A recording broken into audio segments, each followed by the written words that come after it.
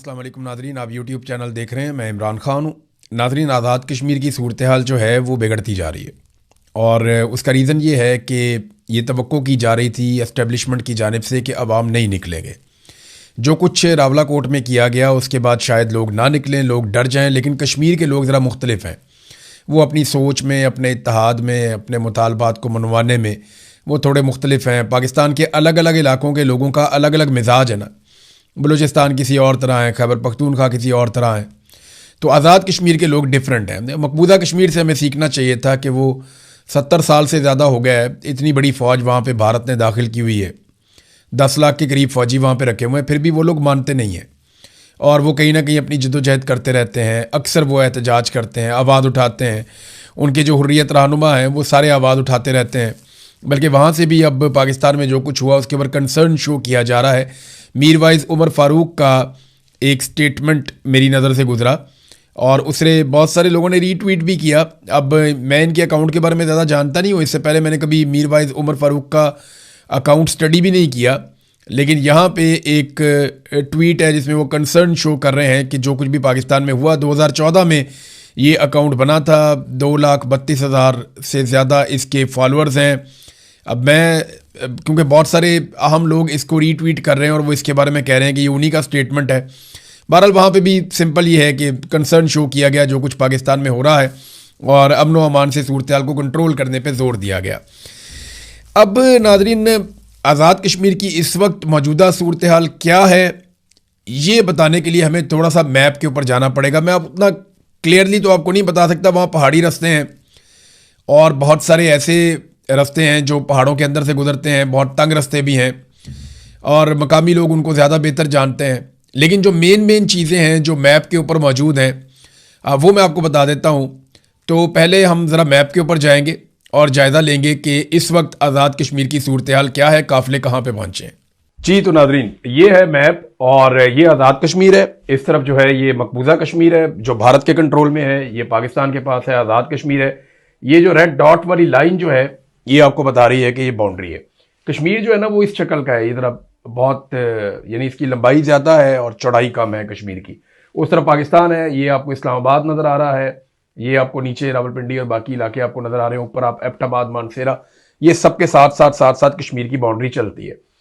यहाँ से काफिले रवाना हुए थे। ये भिम्बर का इलाका है, नीचे डुडियाल का इलाका है, ये मीरपुर का एरिया है और ये कोटली है जिसको क्रॉस करना था इन काफिलों ने। तो कोटली को क्रॉस करने के बाद ये है मेन पॉइंट जहां पे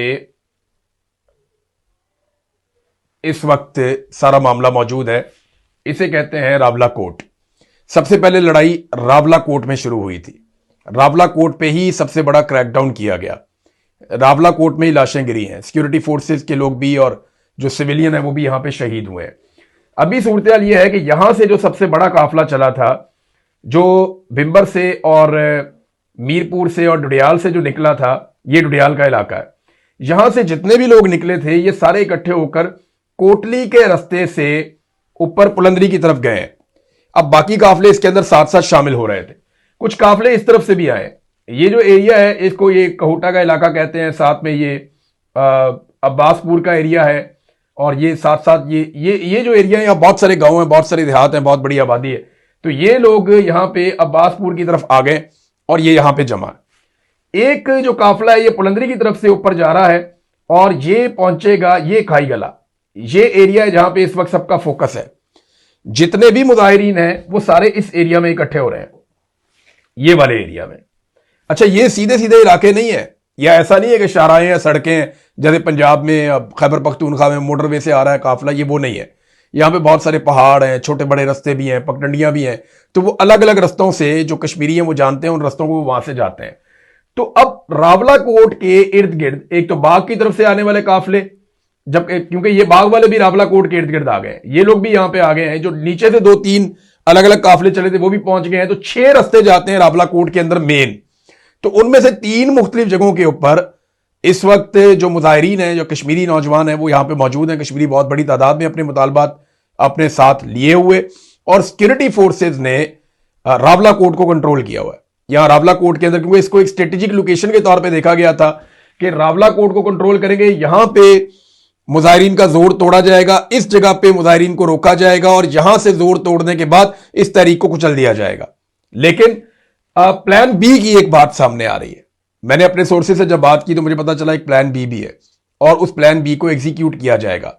हो सकता है रावला कोर्ट के अंदर ये लोग दाखिल ना हो या उसको अवॉइड करने की कोशिश करें, या रावला कोर्ट के अंदर से एक एहतजाज शुरू हो जाए, या इसी जगह के ऊपर एक धरना दिया जाए। अब कुछ आप कह नहीं सकते, लेकिन फिलहाल उनके पास एक प्लान बी है। कुछ चीजें मुझे आइडिया है, कुछ लोगों ने मुझे बताई, उन्होंने कहा जी हम अमानतन आपको बता रहे हैं, इस वक्त कुछ चीजें आपने डिस्क्लोज नहीं करनी।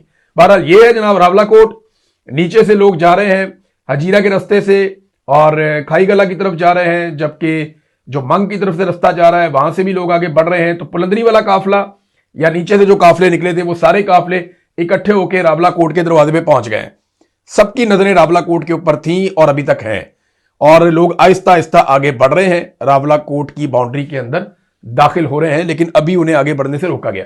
ये है जनाब मुजफ्फराबाद जो सबकी मंजिल है, यहां पे सारे फाइनली आना चाहते हैं। कश्मीर का एक बहुत बड़ा हिस्सा जो है आजाद कश्मीर का, ये मुजफ्फराबाद से ऊपर है, इसको हम नीलम वैली कहते हैं। तो नीलम वैली से भी काफिले नीचे की तरफ आएंगे तो वहां पे भी रास्ते रोके जा रहे हैं, और यहां पे इस वक्त रावला कोर्ट मेन एरिया बना हुआ है। रावला कोर्ट से ऊपर बाग है और फिर रास्ता नहीं रोका जा सकता। उसकी वजह यह है कि आगे रास्ते इस तरह के हैं, पहाड़ इस तरह के हैं और मल्टीपल रूट्स हैं, कश्मीरियों का बड़ा कंट्रोल है, तो फिर आगे रास्ता आप नहीं रोक सकते। तो इस पॉइंट के ऊपर इस वक्त सबका फोकस है। नाज़रीन, आपने देखा मैप पे मैंने आपको जितना मैं समझा पाया, क्योंकि मैंने वहाँ पे कुछ सहाफ़ियों से बातचीत की, मकामी लोगों से बातचीत की, मैंने वहाँ पे ट्रैवल तो किया है, लेकिन कभी इस अंदाज में मैंने चीज़ों को नहीं देखा। लेकिन जो मुझे समझ आई वो चीज़ें मैंने आपको बताई कि कहाँ कहाँ से काफ़िले किस किस जगह पे पहुँचे हैं और रावला कोर्ट पे क्यों सबकी नज़र है। रावला कोर्ट को जो है ना वो एक स्ट्रेटेजिक नुक्ता नज़र से इम्पॉर्टेंस दी गई है और वहाँ पे बहुत बड़ी फोर्स इकट्ठी की गई है कि यहाँ से अगर हम नाकाम बना देते हैं इस तहरीक को तो फिर ये तहरीक आगे कामयाब नहीं होगी। एस्टेब्लिशमेंट के दिमाग में ये चल रहा है। लेकिन अगर ये लोग यहाँ से आगे बढ़ जाते हैं और कामयाब हो जाते हैं इस तसादुम को अवॉइड करने में, जिससे पूरे पाकिस्तान का भला इसी में है कि तसादुम को अवॉइड किया जाए, तो फिर तो सूरत बदल जाएगी, ये अपने मुतालबात भी मनवा लेंगे। मैं चंद दिनों से एक बात कर रहा हूँ और मैं इस बात पे कायम हूँ क्योंकि मेरे पास फर्स्ट हैंड इन्फॉर्मेशन है। एक तो मैं आपको बता देता हूँ, जो आज़ाद कश्मीर के कठपुतली वज़ीर आज़म हैं फैसल राठौर साहब, बेशक उन्हें ये लफ्ज़ बहुत बुरा लगता होगा, लेकिन हकीकत यही है कि वो वहाँ पे सेक्टर कमांडर से पूछे बगैर वो कोई एक काम भी नहीं कर सकते, और जब तक कि उन्हें इजाज़त ना मिले तो वो आज़ाद कश्मीर में दाखिल भी नहीं हो सकते। वो इस्लामाबाद में मौजूद है और इस्लामाबाद में भी वो कोई मूवमेंट, कोई मुलाकात, कोई चीज़ें एस्टेब्लिशमेंट की मर्ज़ी के बगैर नहीं कर सकते। तो कठपुतली वज़ीर आज़म को इतनी बड़ी गाली नहीं है, अगर आप हैं तो फिर आप हैं। पाकिस्तान का जो वज़ीर आज़म है इस वक्त शहबाज शरीफ, वो भी एक कठपुतली वज़ीर आज़म है, वो अपनी मर्ज़ी से कोई फ़ैसला नहीं कर सकता। यहाँ पे कठपुतली वज़ीर आज़म मैं फैसल राठौर को कह रहा हूँ, उनका जो सदर है या सदर का जो बेटा है जरदारी, बिलावल जरदारी, ये सारे भी कठपुतलियाँ ही हैं, तो कोई इतना बुरा बनाने की ज़रूरत नहीं है इसमें। अच्छा, अब मामला ये है कि ये जो कठपुतली वज़ीर आज़म है ये इस्लामाबाद में है और वापस नहीं आ रहे। इन्होंने बड़ी वजाहत के साथ अपनी पार्टी की आदत को बता दिया कि इलेक्शन मुलतवी करवाएं, जो मर्ज़ी करें आप। और अब इनके करीबी सोर्सेज जो हैं आज़ाद कश्मीर की हुकूमत के, वो ये बताना शुरू हो गए हैं कि आज़ाद कश्मीर में इलेक्शन मुलतवी करने का फ़ैसला कर लिया गया है। यानी एस्टेब्लिशमेंट ने यह फ़ैसला किया है कि किसी भी सूरत में उन्होंने ये मुतालबात तस्लीम नहीं करने जो आज़ाद कश्मीर के लोग जिनके लिए बाहर निकल रहे हैं। ख़ास तौर पे जो 12 नशिस्तों वाला मामला है, देखें ना, 12 नशिस्तें अगर छोड़ देते हैं पाकिस्तान की एस्टेब्लिशमेंट, उसमें वो कहते हैं जनाब मामला ये है कि ये तो मकबूजा कश्मीर के लोगों के लिए हमने रखी हुई है और ये तो इजहार यकजहती के लिए हमने रखी हुई है। तो इजहार यकजहती करना है कश्मीरियों के साथ या कश्मीर को आज़ाद भी करवाना है? 75 साल से कश्मीर को आज़ाद करवा रहे हैं, आज तक उनके साथ इजहार यकजहती कर रहे हैं। उनकी सीटें चाहिए उनके नाम के ऊपर, वहाँ से आने वाला पानी भी चाहिए, उनके नाम के ऊपर आलमी सतह पर सियासत भी करनी है, उनके हकूक़ के लिए आपने आवाज़ भी उठानी है। लेकिन जब कश्मीरी खुद हकूक़ मांगे तो फिर उनको आपने मारना भी है, उनको डंडे भी मारने, उन पर गोली भी चलानी है। ये बड़ा नामुनासिब है रवैया। तो कश्मीर की आज़ादी के लिए हमने अमली तौर पे क्या किया? हमने जंगें लड़ी, लेकिन हमने कश्मीर का कोई 1 इंच फतह नहीं किया। ये शुरू में जो कबायली गए और जिन लोगों ने मिलकर कश्मीर को फतह किया या कश्मीरियों ने खुद जोर लगाया, तो एक खित्ता आज़ाद कश्मीर बन गया और फिर एक लाइन ऑफ कंट्रोल बन गई कि उस तरफ इंडिया के कंट्रोल में कश्मीर है और इस तरफ जो है वो पाकिस्तानी फ़ौज मौजूद है और एक आज़ाद कश्मीर है। अब आज़ाद कश्मीर बन तो गया, लेकिन आज़ाद कश्मीर के लोगों के हकूक़ पे कब्ज़ा किया गया। वो लोग ये कहते हैं जनाब कि ये 12 नशिस्तें जो है ना, इनके ज़रिए से एस्टेब्लिशमेंट यहाँ पे कंट्रोल करती है, तो हम नहीं चाहते कि एस्टेब्लिशमेंट हमें ऐसे कंट्रोल करे। अब एस्टेब्लिशमेंट ने साफ पैगाम दिया तलत हुसैन को प्रोग्राम के बीच में कि यार 12 सीटें तो हम नहीं छोड़ते, यहाँ अपने अपने बंदे लाने ही लाने हैं, इनके जरिए से हम हुकूमत बनाते हैं तो हम कैसे छोड़ दें। तलत हुसैन ने वो पैगाम पढ़ के भी सुना दिया। अब वज़ीर आज़म आज़ाद कश्मीर जो है उन्होंने जब सारी सिचुएशन सामने रखी तो दो ऑप्शन है। एक, या तो वो कहते हैं कि इस ऑपरेशन को रोकें, मुज़ाकरात करवाएं, चीज़ों को नॉर्मलाइज करवाएं और फिर आप इलेक्शन की तरफ जाएं तो फिर आपके चांसेस है कि धांधली वांधली करके आप चीज़ें कंट्रोल कर लेंगे। दूसरा जो ऑप्शन है वो ये कहते हैं फिर इलेक्शन ना करवाएं आप। अगर आपने ये कत्लेआम करना है और इस पूरी तहरीक को ताकत के साथ कुचलना है तो उसमें आपको सैकड़ों लोग मारने पड़ जाएंगे या दर्जनों लोगों को आपको मारना पड़ जाएगा। तो जब आप इतने सारे लोगों को कत्ल कर देंगे, हर इलाके में लाश जाएगी, पहले ही कश्मीर की आबादी को बहुत ज़्यादा नहीं है, ये बात वहाँ जंगल में आग की तरह फैलेगी और सारे लोग इकट्ठे हो जाएंगे। तो फिर आप इलेक्शन को ख़त्म कर दें, फिर आप 2 साल इलेक्शन ना करवाएं कश्मीर में और बतौर एडमिनिस्ट्रेटर फैसल राठौर साहब की ख्वाहिश है कि उनको कंटिन्यू करने दिया जाए। ये 2 चीज़ें हैं। लेकिन इसके साथ साथ वो बड़ी चालाकी और होशियारी के साथ पाकिस्तान भर के मीडिया को ऑफ द रिकॉर्ड और बाद वक़्त ऑन द रिकॉर्ड अपने लोगों के ज़रिए से ओवरसीज़ पाकिस्तानियों को सबको वो ये कहते जा रहे हैं कि मैं तो मुज़ाकरात का हामी हूँ, मैं तो मुज़ाकरात करना चाहता हूँ, फौरी तौर पर मुज़ाकरात होने चाहिए। कहाँ है एक्शन कमेटी वाले मेरे भाई, उनको मेरे साथ बिठाएं ताकि हम उनके साथ मुज़ाकरात करें। तो दूसरी तरफ वो ये वाला प्रोपेगेंडा भी साथ साथ फैला रहे हैं। तो ये बड़ा ज़बरदस्त खेल है जो खेला जा रहा है। इसमें पीपल्स पार्टी, PMLN, ये सारे बराबर के शरीक हैं, ये मिलकर एस्टेब्लिशमेंट के साथ ये खेल खेल रहे हैं। लेकिन अब करना क्या है? देखिए, इस वक्त जो फार्मूला है वो ये है कि ताकत के ज़रिए से, भरपूर ताकत के ज़रिए से अवामी एहतजाज को कुचल दिया जाए, चाहे उसके अंदर कितना भी नुकसान हो। मीडिया इसको दिखाएगा नहीं और आलमी सतह पे खबरें जाने नहीं दी जाएंगी और कश्मीरियों को जो उनकी हकूक़ की मूवमेंट है उसके समेत कुचल दिया जाए। और फिर पाकिस्तान पीपल्स पार्टी के लोग जो अभी वज़ीर आज़म में कठपुतली फैसल राठौर, ये लोग मैदान में आए और आकर के आए जी बैठे बात करते हैं। बीच में से ये बंदे चुने जाएं और बैठकर बातचीत की जाए कि नहीं जी देखें वो गलत लोग थे, हम तो आपके साथ हैं, हम तो कश्मीरी हैं, कश्मीरियों के हकूक़ के लिए खड़े हैं। कुछ हकूक़ कश्मीरियों को दे दिए जाएं और कुछ चीज़ें जो है उनको रोक लिया जाए, जो एस्टेब्लिशमेंट की रेड लाइन है वो क्रॉस ना की जाए, तो फिर चीज़ें नॉर्मलाइज हो जाएंगी। और ये लोग जो इस जुल्म और बर्बरियत का हिस्सा है, ये कल को अवाम के साथ हमदर्दियाँ हासिल करने के लिए इकट्ठे भी हो सकते हैं। तो एक प्लान तो इनका ये भी है, लेकिन प्लान तो अल्लाह रब्बुल इज़्ज़त बनाता है ना। असल प्लान तो होता है हमारे रब का, इंसान की प्लानिंग तो धरी की धरी रह जाती है।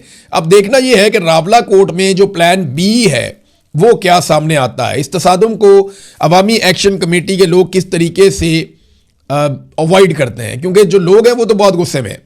जो वीडियोज आ रही हैं उनमें लोग बहुत गुस्से में हैं, बहुत ज़्यादा शिद्दत के साथ वो चाहते हैं कि उनका सामना भी हो जाए अगर सिक्योरिटी फोर्सेस से, तो हम पीछे नहीं हटेंगे। और ये एक अवामी मूवमेंट है। बाज़ लोग कहते हैं ये एक जत्था है या ये थोड़े से लोग हैं या ताकत के बलबूते पे एक जत्था निकले और निकल कर वो अपने फैसले मनवाए। तो देखें, मैं सादी सी बात करता हूँ, जहाँ पे अवामी हुकूमत होना, अवाम के वोटों से हुकूमत बने, फिर उस हुकूमत को ये हक होता है कि वो फैसले करे और वो हुकूमत इस बात का ख्याल भी रखती है कि फैसले अवाम के हक में करने हैं। जहाँ पे एस्टेब्लिशमेंट कठपुतलियाँ ला के बैठा देती है, वहाँ पे फिर अवाम को बाहर निकलना पड़ता है। फिर आप अवाम को जत्था कह के नहीं दबा सकते। जत्था असल में वो है जो एस्टेब्लिशमेंट ने लाकर बैठाया हुआ बगैर वोटों के। जत्था असल में वो है जिसको गिलगित बल्तिस्तान पे मुसल्लत किया जा रहा है। जत्था जो करप्ट लोग हैं, बेईमान लोग हैं, चोरों और डाकुओं का एक जत्था ला के आसिम मुनीर साहब ने 2024 के इलेक्शन में पाकिस्तान के ऊपर मुसल्लत किया। जत्था वो है, जत्था वो है जो बंद कमरों के अंदर बैठ के फैसले करता है। अवाम को आप जत्था नहीं कह सकते। ये तो बड़े आराम से कहते हैं कि ये एक जत्था है, मुसल्ला जत्था है, ये आ गया। नहीं, वो जत्था नहीं है। आप आंखें खोलकर देखिए, वो आज़ाद कश्मीर की अवाम है। ऐसा नहीं होगा कि अगर 45 लाख लोग हैं तो सारे के सारे सड़कों पे आ जाएंगे। उनके हर घर के अंदर से 1-2 लोग निकल कर आए हुए हैं। और अगर आप उनकी तादाद देखें, जो लोग एहतजाज में और मुजाहरों में शिरकत कर रहे हैं, तो उनकी तादाद लाखों में है। हज़ारों गाड़ियां जो हैं वो रस्ते में है। मैंने अभी आपको बताया मैप की मदद से कि कहाँ कहाँ पे लोग किस तरह पहुंचे हुए हैं। तो ये जत्था कह के इनकी तौहीन ना की जाए, ये बड़ी सख्त ज्यादती है। ये अवामी मूवमेंट है और अगर ये लोग खड़े रहे और ताकत के साथ खड़े रहे और इन्होंने अपने मुतालबात मनवा लिए, तो ये सारे लोग जो भी नफरत फैला रहे हैं कश्मीरियों के खिलाफ, या ये कह रहे हैं जनाब के कश्मीरी जो हैं वो आटा सस्ता ले लेते हैं, या ये कह रहे हैं कि गिलगिती जो है वो आटा सस्ता ले लेते हैं, या ये कह रहे हैं कि ये जो बिजली है वो सस्ती ले लेते हैं। देखें, बिजली उन्हीं के वहाँ से वो सारा पानी आता है जिससे आप बिजली बनाते हैं। यानी अगर आप ये अपने डैम्स को निकाल दें और इन सारे मामलात को बाहर कर दें तो फिर आप कहाँ जाएंगे। और कश्मीर के नाम के ऊपर ही आपने इतनी बड़ी फौज बनाई है, इतना बड़ा आपने दिफाई बजट रखा है इंडिया के साथ, तो आपका एक मामला ही कश्मीर का है, दूसरी लड़ाई कौन सी है आपकी उसके साथ? आपकी पूरी फौज का जो जवाब है 70 साल में वो कश्मीर की बुनियाद के ऊपर है। कश्मीर पे आपने अपना पूरा एक आलमी मुकदमा खड़ा किया है, कश्मीर का नाम ले लेकर आपने, यानी ये आप बेवकूफ़ नहीं बना सकते कौम को, आप नहीं बेवकूफ़ बना सकते कौम को। आपको कश्मीर से क्या मिलता है ये बताए बगैर आप ये नहीं कह सकते कि आपने कश्मीरियों को क्या दिया है। रियासत ऐसे ही काम करती है, जहां पे लोग कमज़ोर होते हैं वहां पे ज़्यादा सपोर्ट की जाती है। बहरहाल आज़ाद कश्मीर के लोग जो हैं वो अपने लिए आवाज़ उठा रहे हैं, जोर लगा रहे हैं। ये जो टाइम है ये बहुत इंपॉर्टेंट है, क्योंकि अभी जो अगले 24-48 घंटों में फैसले होंगे वो ये बताएंगे कि ये तहरीक किस तरफ जाती है। और एस्टेब्लिशमेंट का अभी तक जो मूड नजर आता है वो ताकत के अलावा कोई और जबान ना बोलना चाहते हैं ना बात करना चाहते हैं। डोनाल्ड ट्रंप उनके साथ है, उन्हें परवाह ही नहीं किसी बात की। वो कहते हैं जितने बंदे भी मारने पड़े, बल्कि एक बहुत बड़ा आदमी है उसके बेटे ने कहा, और पाकिस्तान से बाहर एक जगह पे उसने कहा कि अगर हमें 4-5 हज़ार बंदा भी मारना पड़ा तो मसला कोई नहीं है। तो दूसरे शख्स ने हैरान होकर कहा कि क्या मतलब? उसने कहा जी मतलब ये है कि ट्रंप हमारे साथ है, हम बंदे भी मार देंगे तो हमें अब कोई फ़र्क नहीं पड़ता, हम इधर ही रहेंगे, हम कहीं नहीं जा रहे। उसके बाद फिर हमने देखा जैसे आईनी तरामीम हुई और जैसे बाकी चीज़ें हुई तो वो बात सच साबित हुई है। नाज़रीन, पाकिस्तान आर्मी का एक हेलीकॉप्टर MI-17 मुजफ्फराबाद के नज़दीक गिरकर तबाह हो गया, और इसके गिरने की वजह जो है वो टेक्निकल बताई जा रही है। इसमें कौन से ऑफिसर्स थे इनके बारे में भी कोई इतला नहीं दी गई, लेकिन इब्तदाई इतला के मुताबिक 2 अलग अलग क्लेम्स आ रहे हैं, एक में कि 17 लोग थे, एक में 21 लोग थे। लेकिन ये तमाम लोग जो हेलीकॉप्टर में मौजूद थे, इस बात की कन्फर्मेशन है कि वो सारे लोग शहीद हो गए हैं। ये एक अफसोसनाक वाक़या है, इसकी तफसीलात मज़ीद आएंगी तो मैं आपके सामने रख दूंगा। अभी फ़िलहाल आज़ाद कश्मीर की सूरत हाल के ऊपर मैं सिर्फ वन लाइनर आपको बता दूं कि अगले 48 घंटों में जो कुछ भी जॉइंट अवामी एक्शन कमेटी करेगी और जो सिक्योरिटी फोर्सेस करेंगी उस पर इन्हिसार होगा कश्मीर के मुस्तकबिल का, कि कश्मीर का मुस्तकबिल क्या होगा और कश्मीरी किस तरफ खड़े होंगे और वो क्या फ़ैसला करेंगे। लेकिन सबसे बेहतर तो यह है कि अवामी राय का एहतराम किया जाए। बंद कमरों के अंदर चंद लोग बैठकर जो फ़ैसला करते हैं, उन फैसलों ने पाकिस्तान को कहाँ से कहाँ पहुँचा दिया। इकॉनमी का बेड़ा गर्क हो गया, मईशत जो है वो आपके सामने आखिरी दमों पे है। अब बजट आप नहीं बना पा रहे, बार बार बजट आपका डिले हो रहा है, आगे जा रहा है। वजह क्या है? पैसा ही नहीं है और कहीं और से पैसा आने की उम्मीद भी नहीं है। कारोबार बंद हो गया, बैरूनी सरमायाकारी ख़त्म हो गई, सियाहत पाकिस्तान में ख़त्म हो गई, दहशतगर्दी का पाकिस्तान में उरूज हो गया। ये बंद कमरों में चंद जर्नैलों के और चंद सियासतदानों के फ़ैसले उन्होंने पाकिस्तान को यहाँ तक पहुँचा दिया। तो कश्मीर के अंदर आप ये तजर्बा ना करें, वहाँ की आवाम को वहाँ के फ़ैसले करने दें। नादरीन, DG ISPR ने चंद सालों के बाद अपने एक्स अकाउंट का, ये जो ट्विटर का अकाउंट होता है एक्स का, इसका उन्होंने कमेंट वाला एरिया खोल दिया कि आप उसमें कमेंट कर सकते हैं। उन्होंने उसको पहले बंद किया हुआ था। फिर लोगों ने जो कमेंट्स किए हैं, लोगों ने बेशुमार कमेंट्स किए हैं, सैकड़ों कमेंट्स जो हैं वो आए फौरी तौर पे, और फिर दोबारा से जो कमेंट वाला सेक्शन है उसको बंद कर दिया गया। यानी अवामी राय इतनी सख्त खिलाफ है इस वक्त मिलिट्री एस्टेब्लिशमेंट के, और वो ऐसे रद्द अमल देते हैं मिनटों के अंदर कि वो जो कमेंट्स वाला सेक्शन है उसको चेक करने के लिए खोला गया था कि ज़रा देखते हैं कि अवामी राय बदली है या नहीं बदली, क्योंकि बेशुमार लोग भर्ती भी किए गए हैं। लेकिन जो अमूमी तौर पे अवाम की राय है वो बड़ी सख्त है मिलिट्री एस्टेब्लिशमेंट के बारे में, क्योंकि फ़ौज ने एक इलेक्शन चोरी करवाया पूरा, और आसिम मुनीर साहब इसका मेन किरदार है। और इलेक्शन चोरी करके उन्होंने उन लोगों को लाकर बैठा दिया जिन्हें अवाम नापसंद करते हैं। अब जब तक अगला इलेक्शन नहीं होगा ना, तब तक ये मामला ऐसे ही चलेगा। रजीम चेंज ऑपरेशन के बाद से लेकर अब तक मिलिट्री एस्टेब्लिशमेंट बयानिए के मैदान में एक लम्हे के लिए भी संभल नहीं पाई, सवाए इसके कि पाकिस्तान के अवाम ने उनका साथ दिया था उस वक्त जब इंडिया के साथ पाकिस्तान एक लड़ाई में चला गया था। लेकिन अब हर वक्त तो लड़ाई नहीं लगी रह सकती, और ना पाकिस्तान हर वक्त लड़ाई अफोर्ड कर सकता है, वैसे इंडिया भी नहीं कर सकता। नाज़रीन, सुहेल अफरीदी साहब की मुश्किलात में इजाफा होता जा रहा है, एक एक करके जो नाराज़ अरकान है वो सामने आ रहे हैं, और इमरान खान साहब की रिहाई के लिए जो कोशिशें दावा किया गया था सुहेल अफरीदी की जानिब से वो सारी जामिद होती जा रही है। सुहेल अफरीदी की इमरान खान से मुलाकातें तो नहीं हो पा रही, लेकिन वो शहबाज शरीफ और मोहसिन नकवी से मुलाकातें कर रहे हैं, और वो उसी रास्ते पे हैं जिस रास्ते पे गंडापुर साहब चले थे। गंडापुर अच्छा बच्चा था, सुहेल अफरीदी भी अब तकरीबन अच्छा बच्चा है, और चीज़ें काफ़ी बेहतर होती चली जा रही हैं सुहेल अफरीदी के लिए, और वो अपनी हुकूमत नहीं गंवाना चाहते मेरे ख्याल में। और बजट में भी उन्होंने वफाक की बातें मानी हैं यानी वफाक के कहने के ऊपर तरक्याती बजट कम हो रहे हैं, वफाक के कहने के ऊपर सरप्लस वाले मामलात हो रहे हैं, वफाक के कहने के ऊपर अरबों रुपए कुर्बान हो रहे हैं खैबर पख्तूनख्वा के अवाम के। तो सुहेल आफरीदी जो है वो अच्छे बच्चे की तरह मामलात कर रहे हैं। अब इमरान खान को बाहर निकालने के लिए कोई तहरीक का रास्ता तो सुहेल आफरीदी ने फिलहाल अपनाया नहीं, और अगर वो नहीं अपनाते तो फिर एक ही रास्ता है कि इमरान खान साहब डील करके बाहर आए। तो डील के बगैर तो इमरान खान साहब के बाहर आने के इम्कानात तकरीबन अब ख़त्म होते जा रहे हैं, क्योंकि तहरीक खड़ी नहीं हो रही। जब तक कि अवामी दबाव नहीं होगा, बड़ी तहरीक खड़ी नहीं होगी, तब तक मिलिट्री इस्टेब्लिशमेंट ख़ास तौर पर आसिम मुनीर साहब इमरान खान साहब को नहीं छोड़ेंगे। देखें ना, मईशत का इन्होंने बेड़ा गर्क कर दिया, पाकिस्तान हर शोबे के अंदर नीचे गया। यहाँ पे बजाय इसके कि ये एक अवामी दबाव पैदा करते इमरान खान जैसे लीडर को बाहर लाने के लिए ताकि पाकिस्तान में इस्तेहकाम आता, ये उल्टा इस्टेब्लिशमेंट के फैसलों के पीछे पीछे चलना शुरू हो गए। और अब तनकीद भी बहुत हो रही है, और तनकीद होनी भी चाहिए। सुहेल आफरीदी को गिरा दिया जाएगा। जो पार्टी के अंदर समझदार लोग हैं पाकिस्तान तहरीक इंसाफ में, वो इसके खिलाफ हैं। वो ये कहते हैं इमरान खान की चॉइस है, फिलहाल इसको चलने दो। लेकिन सुहेल आफरीदी साहब जो कर रहे हैं उसके खिलाफ शदीद रद्द अमल पाकिस्तान तहरीक इंसाफ के अंदर आ रहा है। और सुहेल आफरीदी कोई ऐसा नहीं लगता कोई तहरीक बनाते हुए दिखाई दे रहे हो, या कोई तहरीक बना रहे हो, या कोई कारकुनों को इकट्ठा कर रहे हो, या नौजवानों की कोई तंजीम खड़ी कर रहे हो, या नौजवानों को इकट्ठा कर रहे हो। अब ऐसा दिखाई नहीं देता। तो अब तक के लिए इतना ही। अपना ख्याल रखिएगा, अपने इस चैनल का भी। अल्लाह हाफ़िज़।